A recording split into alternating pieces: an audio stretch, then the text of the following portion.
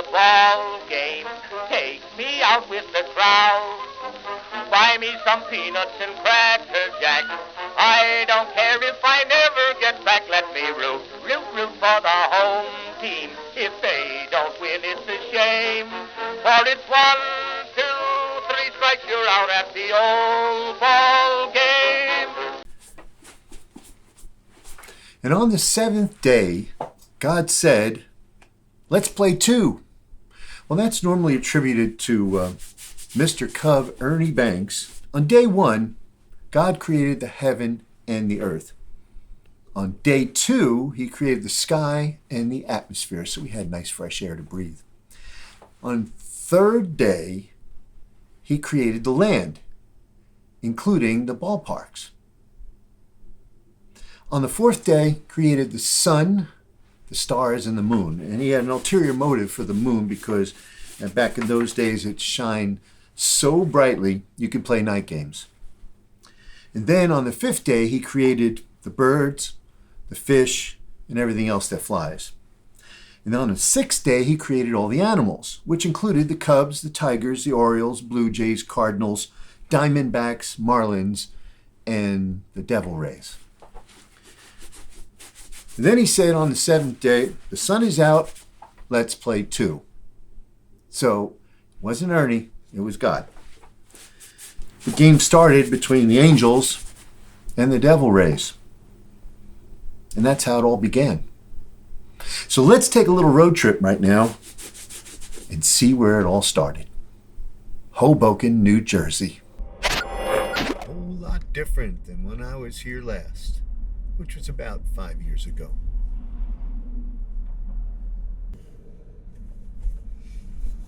Now we're heading to Washington Street and 11th Street. And that's actually the designated area, the birthplace of baseball.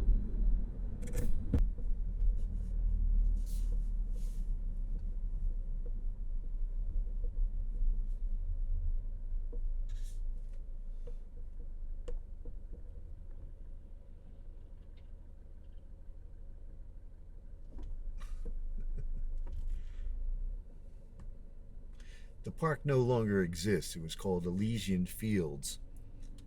And the property was probably too valuable, so they built on it, just like everything else in this city, which has been gentrified in the past 30 years or so.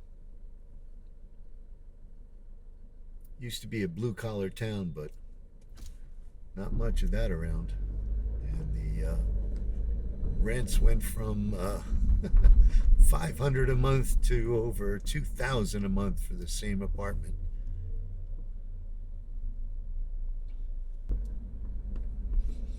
You gotta be so careful driving around here.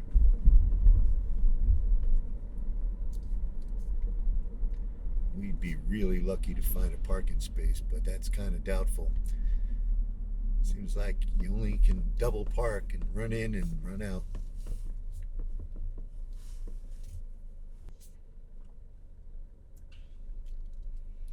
The story goes that the people from Manhattan, where there wasn't any land available to play ball on, came to Hoboken and to Elysian Fields.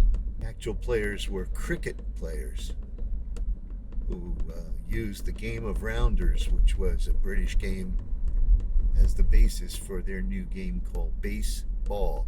2 words. We're getting close.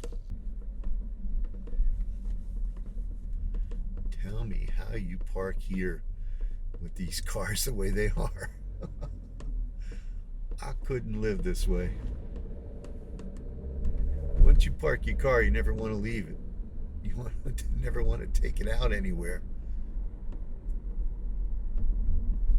because you never get your parking space back. There's the Elysian Cafe.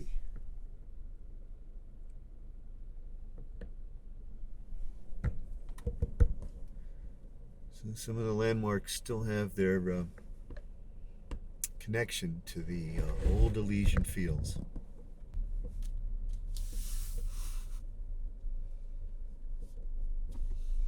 And there it is, the home plate.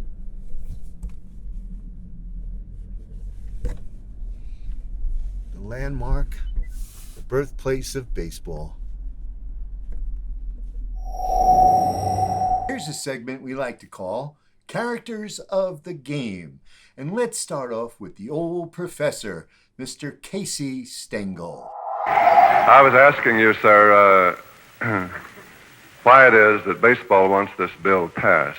I would say I wouldn't know, but I would say the reason why they'd want it passed is to keep baseball going as the highest baseball sport that has gone into baseball, and from the baseball angle. I'm not going to speak of any other sport. I'm not in here to argue about other sports. I'm in the baseball business. It's been run cleaner than any baseball business that was ever put out in the 100 years at the present time. Casey is another one of the great characters of the game whose history was so deep. I mean, because I love the story of Mickey Mantle, who came up to the Yankees in 51. Stengel was there through 60, so he managed Mantle in his early and then prime years. And Mantle couldn't believe that Casey Stengel had played in Yankee Stadium. In fact, he played with the Giants on the three teams that back-to-back played the Yankees. And the third one in 1923, when the Yankees finally won, was the first one in the new Yankee Stadium. And so when Casey was telling Mickey Mantle little things about the outfield, because this was the original Yankee Stadium in the 50s, Mantle said, "You played here?" He couldn't believe that. The other story about Casey as a manager that I love, and Billy Martin picked it up, was that Stengel said the secret to good managing is keeping the five players who don't like you away from the five who haven't made up their mind. And, that's really, in some ways, now when they're talking about rosters with players playing all over the place and not playing them in much, they're sort of trying to, I think, avoid that. But in Casey's day, when there were, his prime was, as I mentioned before, 16 teams, 8 in each league, and you knew each other very well. So, you had to know who to stroke and who to get on. And Casey was really a master about that. And like Lasorda, by the way, he was a great ambassador to the game. Casey didn't have any hobbies other than baseball. And that's what made him such a great storyteller, and the same with Lasorda. And I hope we keep a focus on that as we move forward, because nowadays, as we know for obvious political reasons, that with the internet and stuff, everyone has an opinion, and truth or error or it doesn't matter. It's nice to look back at the careers of people like Casey and Lasorda and Seaver, who came of age at a time when there were heroes and there were people who had the standing to do the things they did and tell the stories they did.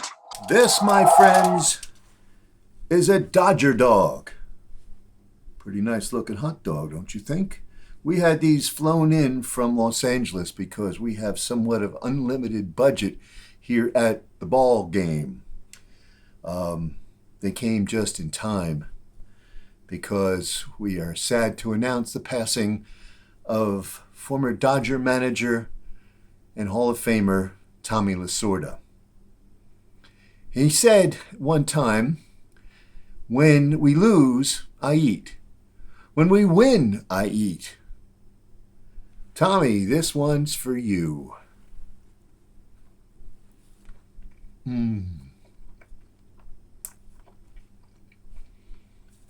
Too bad they're on the West Coast.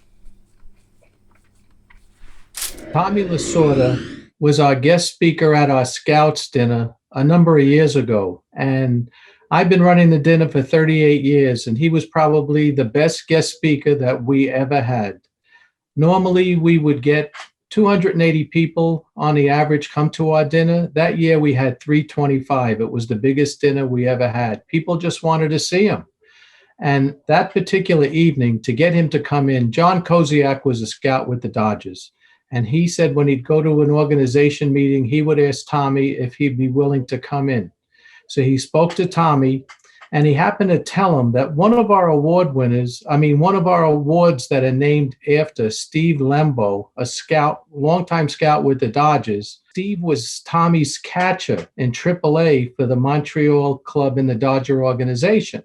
So Tommy willingly said that he would come. And what we did was, Alan Marr was then the president. He volunteered and gave up his frequent flyer points to fly Tommy in. And Tommy flew in, and he arranged for a book signing in Manhattan that Friday afternoon. So we didn't have to pay for any expenses. The people that paid for him to come in for the book signing took care of that. We supplied a driver. He came out, and he was just great. I mean, he signed all autographs. He gave the greatest speech you'd ever want. He had everybody rolling in the aisles, as you were there and you witnessed that. And at the end of the evening, I was packing up on the dais to leave, and everybody in the room pretty much had lined up to the dais to get his autograph. And I saw Tommy. It looked to me like he was leaving. He was walking out. So I stopped what I was doing. I ran over to thank him. He said, "No, I'm not leaving. I'm just going to the restroom. You tell everybody to stay right there. I will sign every autograph for anybody that wants it." We've had some tremendous announcers, not only in the ballpark, but on TV and also on radio. And hopefully in the near future, we'll explore some of them. And our kudos and congratulations to Boog, John Shambi, who is now taking over for Len Casper as the TV play-by-play man for the Chicago Cubs. Way to go, Boog. Now, Bob Shepard, the announcer in the ballpark for the New York Yankees, was one of a kind, that's for sure. And people used to call him the voice of God.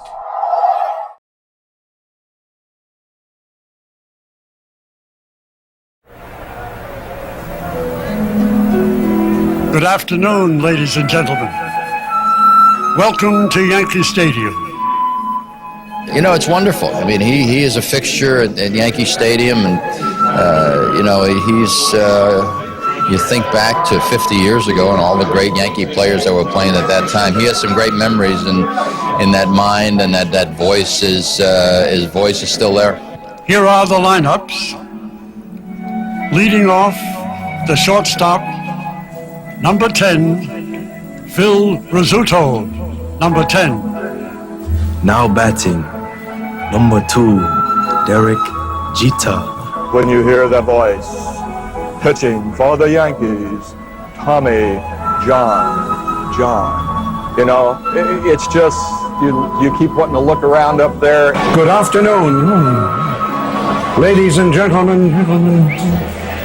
Welcome to Yankee Stadium. I got goosebumps. Batting second, the catcher, number 15, Thurman Munson, number 15. Playing right field, number 7, Mickey Mantle, number 7. The center fielder, number 5, Joe DiMaggio, number 5. He's been there for as long as that I have been, even longer, obviously. But it's one of those things that you play, and the stadium is not the same without his voice. Batting fifth, the left fielder, number 8, Yogi Berra, number 8. Playing first base, number 23, Don Mattingly, number 23. Bob Shepard is the best announcer, PA announcer in baseball. When you come in the Yankee Stadium, you hear his voice, you know you're in Yankee Stadium. It's just a part of the tradition, and part of the stadium, and part of the whole Yankee lore. The designated hitter, number 44, Reggie Jackson, number 44. Bob Shepard is, just part of the lore of the stadium. He's part of the dignity of the Yankees with a voice and his presence. Bob Shepard, I'm proud to say, helped me with my Hall of Fame speech. He helped me with my acceptance speech when the Yankees retired my number. His wonderful wife, Mary. I feel very fortunate to consider him a friend of mine. I would just like to say thank you to Bob Shepard for just being Bob Shepard. Batting eighth, the third baseman, number 9, Greg Nettles, number 9. Batting ninth, the second baseman, number 1, Billy Martin, number 1. You can always remember back where you were when you heard certain events and Bob's voice was there crystal clear.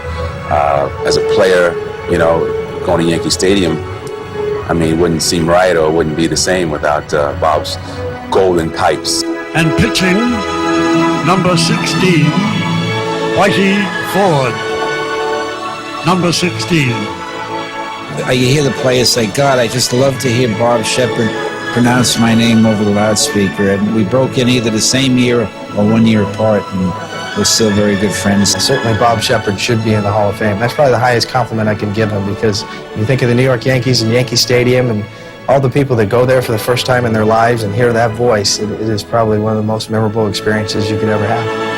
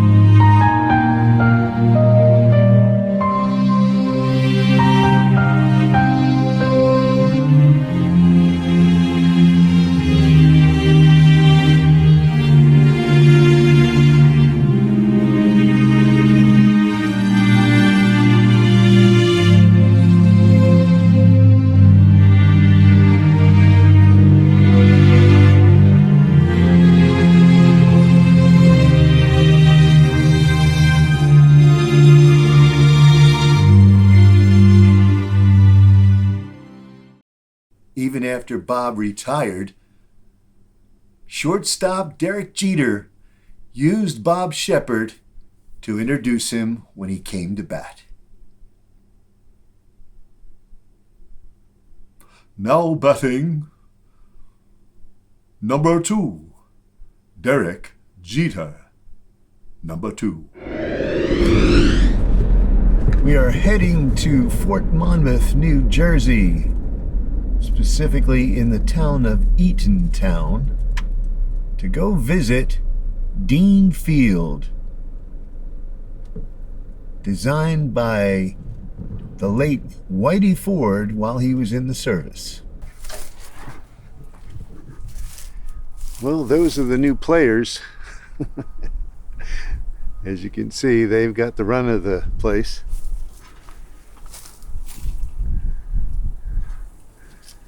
There used to be some grandstands behind home plate, but no longer. Dugouts haven't been cleaned in years. Nobody's mowed the grass in a long time.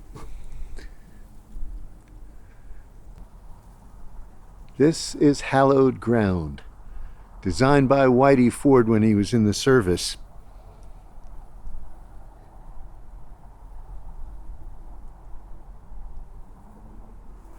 Center field is about 450 feet away.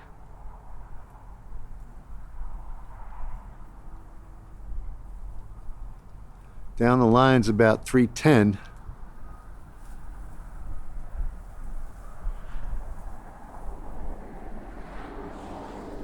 People have said that Joe DiMaggio played here as well as Yogi Berra. Right now, it's just a herd of deer, because the grass is pretty good here. Right now, that mound right there used to be the bullpen mound. Don't see that there's a, well, there might be a little bit of a mound there. We used to play here back in the day. This is Dean Field. It's part of Fort Monmouth, New Jersey, which is now closed.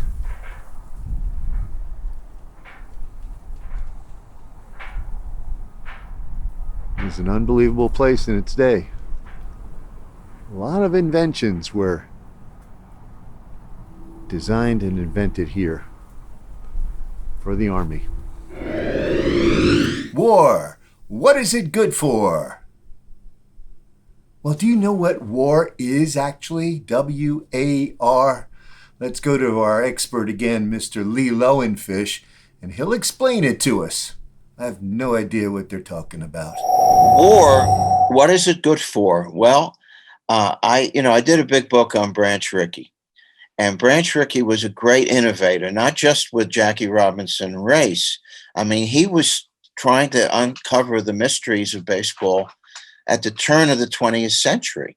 I mean, he had a fellow when he was working with the St. Louis Browns before the St. Louis Cardinals, sitting there behind home plate, making a judgment of bases and outs. And the best players were the ones who moved around the bases and helped others move around the bases while making the fewest outs. But Branch Rickey didn't come up with a war, which to me is often warped, But in fact, when someone asked him, in fact, a fellow scout years later, how much baseball do you know, Mr. Rickey? And he thought for a moment and he said, at most 55%, which is a huge number. But even here, the brain, the Mahatma, the mysterious stranger, he had so many different names because he was always at games trying to evaluate. He didn't have any great number to put on the value of a player. But this has caught on like wildfire in the last 20 years, and not just in baseball, other sports, and in other businesses. And what it's trying to do is, how do you value a player's good to the team if you didn't have that player and you use just an average player, the so-called replacement player. And it changes every year, I've been told, and it looks back through history, and that's how you decide the war of somebody. It's now gotten into the daily press because it's modish and it's something else to write about when you don't really understand it. But to me, those standards about baseball's a great baseball player is someone who hits over 300 and makes out 7 out of 10 times. But to me, it's how you make those outs that matter and how long a count, deep a count you get into. But today, and I remember seeing John Flaherty, the former catcher familiar to a lot of us in the scouting community in New York, he was flummoxed by this, and he was told the first thing you need to know about the new analytics in WAR is that batting average doesn't matter anymore. And what you're seeing is you see regulars in the big leagues under 200, which has never happened in our lifetime. So I don't buy it, but in the spirit of Branch Rickey, you should always be interested in trying to understand our game. But please don't think that your numbers and your new terms are the be and all and answer to what is a mysterious game. And I'm all for trying to understand the mysteries, but don't think you can put it into one little formula. Rapsodo. When I first heard that word, I thought it was a dinosaur that was just discovered in the deserts of Arizona. But no. It's a piece of equipment that pitching coaches are now using, and let's get an explanation of it by our expert on pitching, Mr. Greg Short of BioPitch. It's an invaluable training tool that not only gives us such metrics as velocity, spin rate, spin direction, true spin, vertical and horizontal movement in inches, movement in proximity to the plate. You can get a view from the side, from the top. It's incredible. In regards to pitch development and pitch design, this does allow us to go in and perhaps make physical and or just verbal cues to athletes prior to throwing a certain pitch. We can take the data back and we can quantify whether or not that slider, that changeup had tighter spin, moved a little bit later and broke a little bit later in proximity to the target, so forth and so on. And it's just a trial and error thing where you can go back and forth with your athlete, asking them to try new things, throw it on the Rapsodo, pull up the app and the different levels in the app will give you all the information that you need. Like I said, ball, strike, how the ball is coming out of your hand, if you're getting under the ball, you're getting on top of the ball, so forth and so on. So in regards to training, it is an invaluable tool. Do you collect baseball cards? Still? I know you probably did as a kid. And whenever you had a nickel or a dime or a quarter, you'd run to the corner store to see what they had in baseball cards. And I'm sure moms all over the world have thrown out more than anyone has actually saved. So let's talk to our expert on baseball cards and memorabilia, Steve Bumble, about baseball cards. Well, I started out with baseball cards as a kid in the late 60s. I remember having a shoebox full of cards that were 68, 69, 70, 71. And I got caught up with other collectibles, and I decided my baseball cards could go. Sold them at a garage sale, I believe in 71 or 72. Got $2 for the whole shoebox, and I always regretted selling them. Years later, I got back into it and have been collecting ever since. The focus of my collection is basically the 50s, 60s, 70s, and 80s to a limited degree. Those are the players that I remember growing up, and the names mean something to me, and I just enjoy. I'm old-fashioned. I enjoy just putting the whole set together. I always try to get the best condition that I can for the card. So if I buy a group, I'm always upgrading and, selling the lesser card to buy another card. And that's what I've been doing for years. Here's a Harmon Killebrew for governor display. He didn't actually run for governor, but he was so popular in Minnesota in 65 that he could have. And so, kind of ties into my button collecting, like Ken Griffey Jr. for president. And that was an advertising campaign by Nike. But there's tons of that kind of stuff, and oddball stuff like this. I'm only telling you for like future. The Brooklyn Bum, who is the symbol of the Dodgers. This little squeaky toy. I found that at a show one time, and I pulled this out because it's somewhat unusual. Joe Pepitone hair dryer. Autographed. He was the first guy to use the blow dryer back in the 60s, and I brought this to a card show to meet him, and he got the biggest kick out of that. He said, I could have made a fortune, if I had endorsed blow dryers, but everybody gave me a hard time. Thanks to our producer Steve Lubetkin. Thanks to our participating experts Greg Short and Lee Lowenfish. Thanks to our contributor Ken Canessa. Thanks to all of you who enjoy the game of baseball and keep it alive.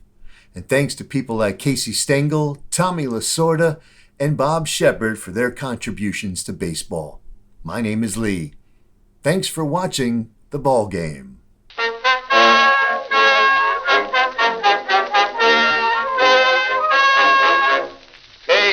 Casey was baseball mad, had the fever and had it bad, just to root for the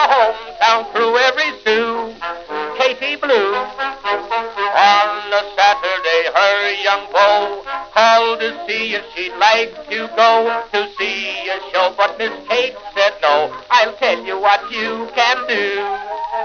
Take me out to the ball game. Take me out with the crowd. Buy me some peanuts and cracker jack. I don't care if I never get back. Let me root for the home team. If they don't win, it's a shame. For it's 1, 2, 3 strikes, you're out at the old ball game.